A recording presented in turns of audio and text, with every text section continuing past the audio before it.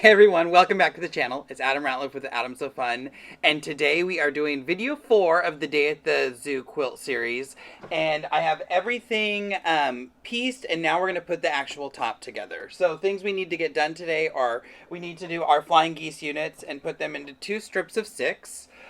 In my quilt, I have them both so the geese are flying towards the middle. It's your quilt. You get to do what you want. We just need 6 on top, 6 on the bottom. We'll have to piece our 4 patches together. We have our 6 4 patches that include those quarter square triangle blocks that we made in our last video.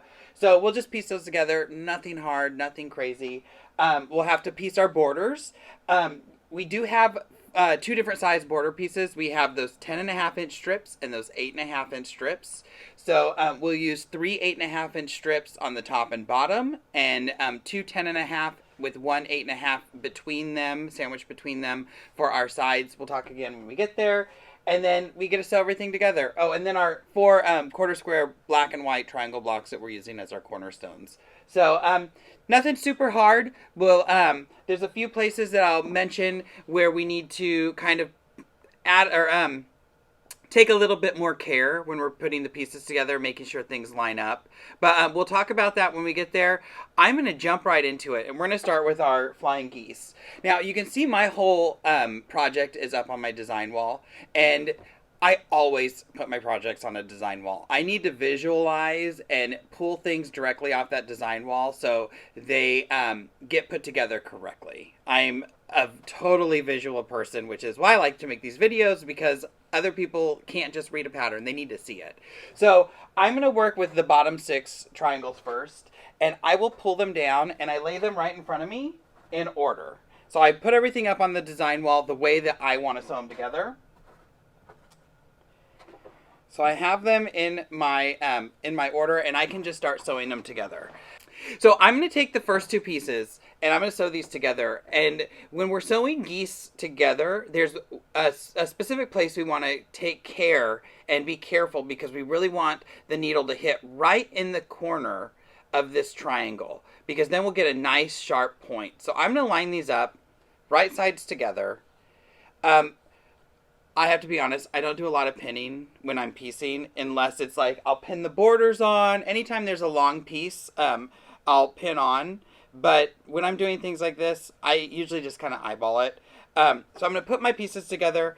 I'm going to stitch it with the triangle side up so I can see, because this is the place that we need to hit.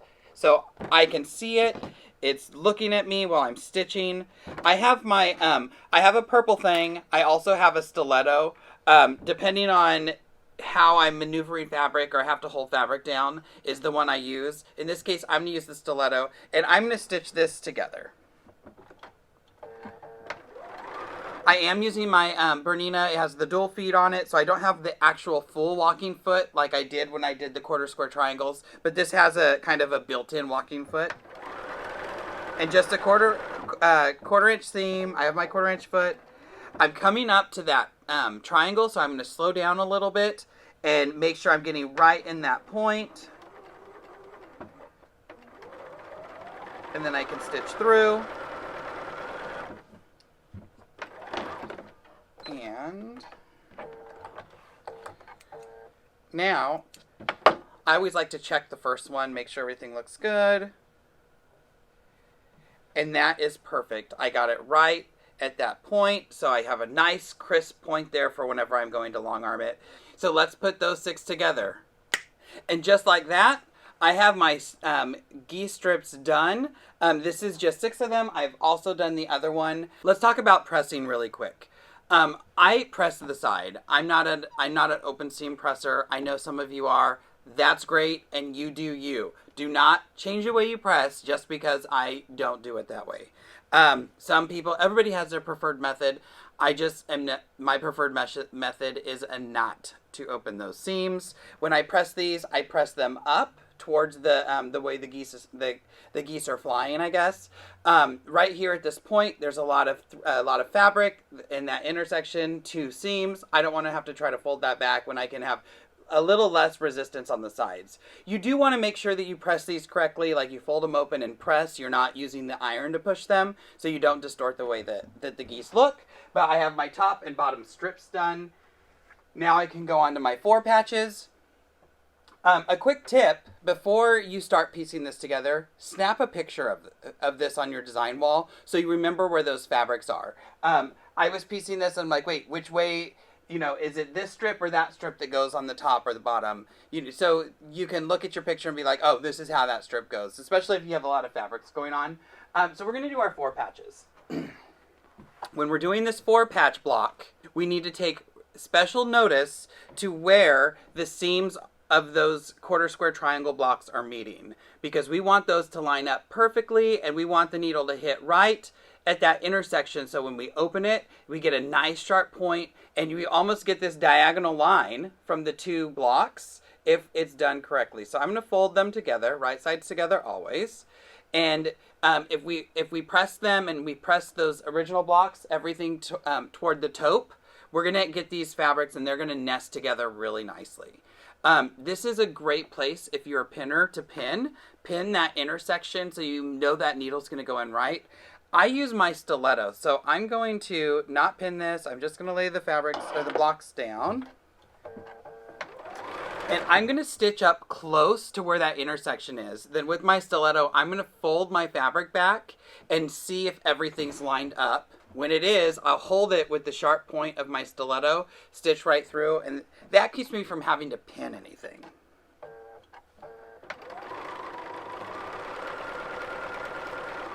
So I've just got to the, that seam to where it's going to start to go under my presser foot. I'm going to use my knee lift, fold my fabric back. Make sure everything is lined up nice and perfect. It looks really good.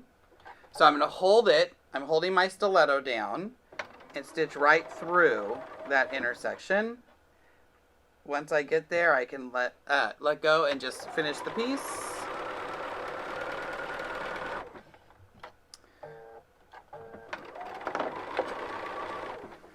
Come in and I need my other scissors. Snip off my leader.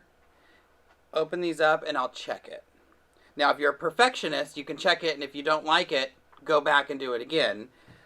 One, I'm not a perfectionist, so if it was off a little bit, I'm okay, because I can throw a stitch in there when I'm doing it on the long arm and make it look perfect.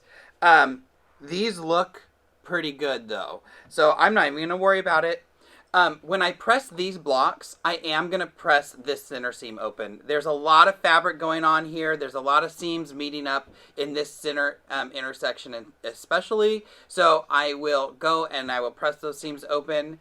So I'm going to finish these and with a snap, and just like that, we have our 4 patch with the quarter square triangle strip pieced, and it's going back up on the design wall.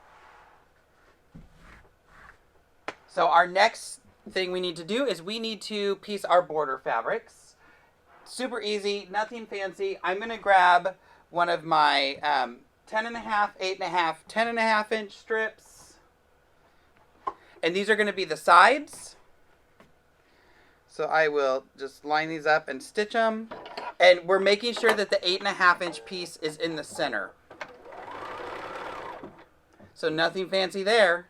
They're all done. I am 100% living my biggest Mary Poppins fantasy today. I love that you just snap and everything's together.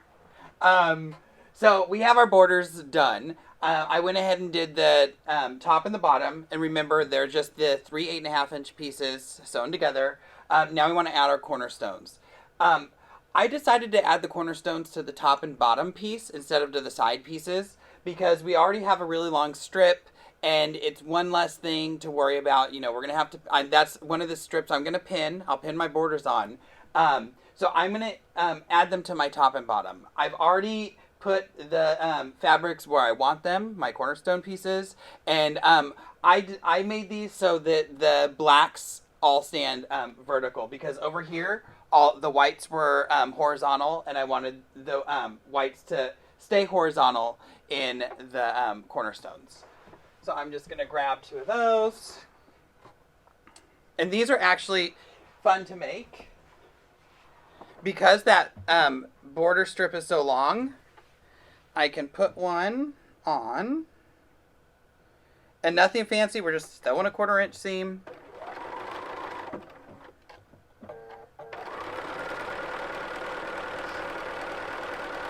And because the strip's long enough, I can just kind of flip it around and sew the other one too. Just remember what angle you're working at, and making sure those white triangle pieces are in line with the strip. Grab my other one.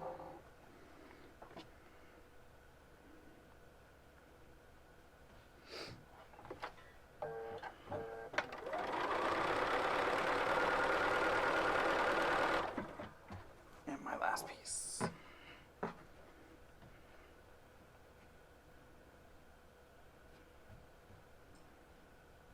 So I'm going to sew this one and press it. I'll be right back. So now we need to make our kind of top and bottom units. We need to sew the panel to the geese to the panel, and we'll do that here and here. And then we can put, so I'm going to do those two. Or let's do this first one.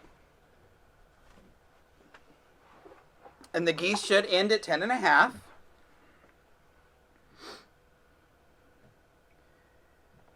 Or at 12.5, which is how tall our panel piece is.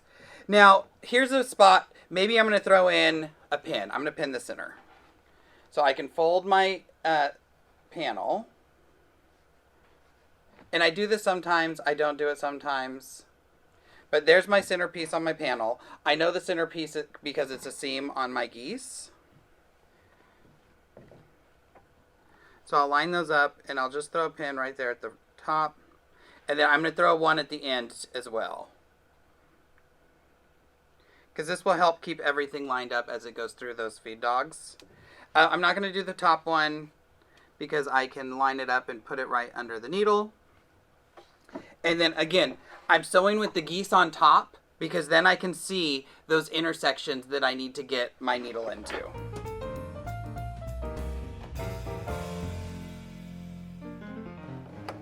Alright, so there's our first piece. And I'm going to press these towards the panel piece.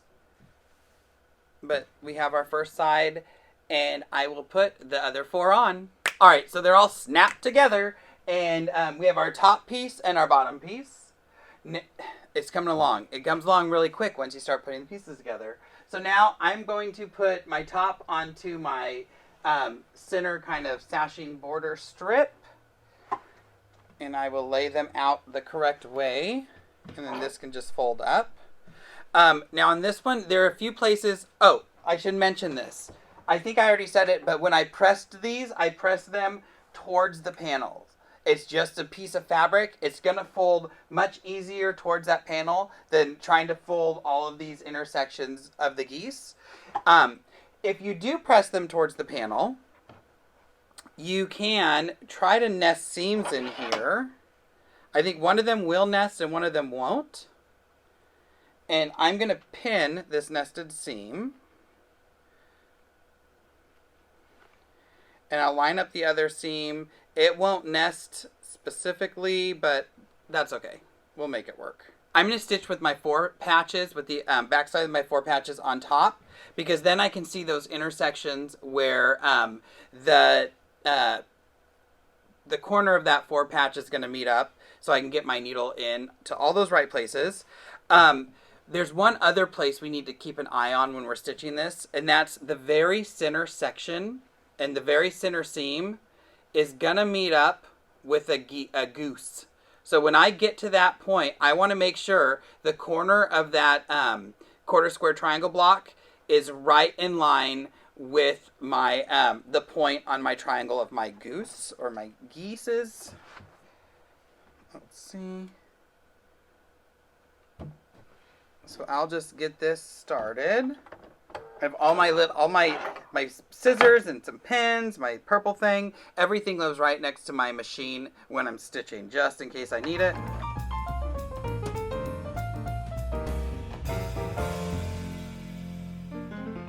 Now I can finish this out and add my other piece. I'll see you right back in a second. All right, the center block is done. Now we just have to put our borders on. So we are going to put the right and the left border on first. we'll press those, and I'm going to press those towards our border units. And then we'll put the top and bottom on, and we're going to be good to go. We're going to be done. So, let me grab this. First thing first, when you're putting a border on, any type of border, you need to pin. It's just, you have to do it, or you're going to end up getting some wonky sides. You can get some fullness put in there. As a long arm quilter, I see often people will just sew on a border and then trim it to the right size. And I've seen some as bad as, like, I could take that border off, cut 2 inches off that strip, and it would still fit on that quilt. It's because as it's going through the feed dogs, things are shifting differently. You just really want to measure your quilts and then measure your border. I know these are the correct size because we planned the quilt that way. So these are going to be fine. But say you wanted to make this bigger and you were just using one piece of fabric, measure the quilt, cut that fabric the same measurement as your quilt, and then put that border on. And I always measure in a few places before I do it. But so what I did here is I put a pin in the center, and I'm going to do that on both sides, or the quilt and the border strip. In theory, the center should be that center seam of that 4-patch. I was just checking, and it is. So I'm going to pin that.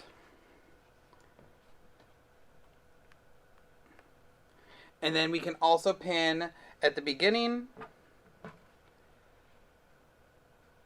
and at the end. And I always also, I try to do it laying down on a table. So I'm not holding it up. It's not getting distorted anyway.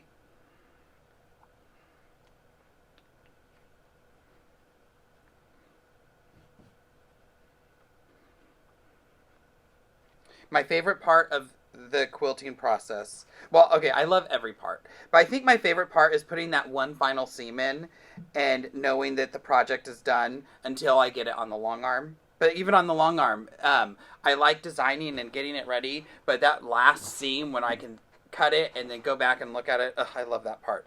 So I've had this pinned. I pinned in the center of each strip just to add one more, and now I'm going to stitch. And I'm going to be extra careful when I get to my 4 patches, because I do have that one 4 patch that I want to make sure I'm hitting in the right spot. So I'll use my stiletto just like I've been doing, fold back and check it. So let me make sure these are lined up.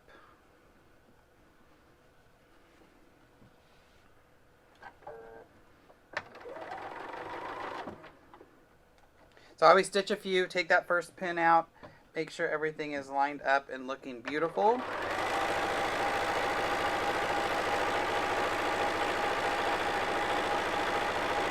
And then we're off to the races.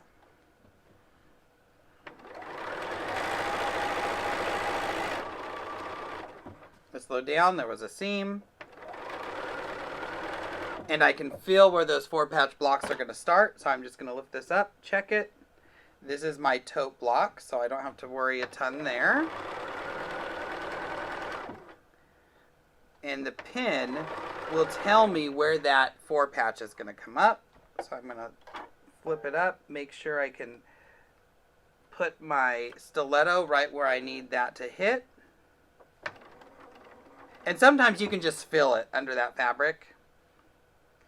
I'll check the next one, get my stiletto ready.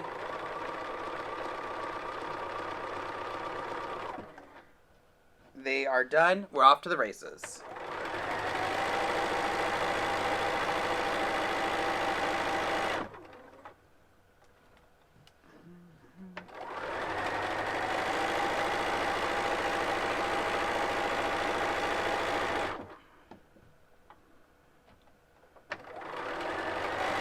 So I'm going to put that other side on, and we'll be right back. We are almost done. I have my side borders on. We just have to do the top and bottom. Again, I did press out towards the border. When I made these top and bottom strips, we'll put the bottom on first. I pressed these towards the like away from the quarter square triangle blocks. Again, the quarter square triangle block has a lot more bulk in that seam. So I'm going to not fight it, and I'm going to press it towards just the one piece of fabric. So I've already found my centerpiece. I'll get this top. Oh, I just love this quilt. It's so cute. I'm turning it upside down. I've already found the center here, and we're doing the same exact thing as we did on those side pieces. The only difference, it's not as long. And we have some borders to deal with. So I can pin these, line them up, and pin. And then because I pressed my quarter square triangle block in and I pressed the rest of it out, these seams will nest, and that's where I'm going to pin, right at those nested seams.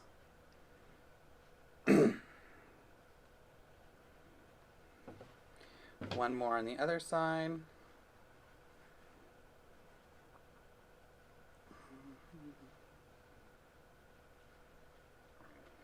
I have Mary Poppins stuck in my head.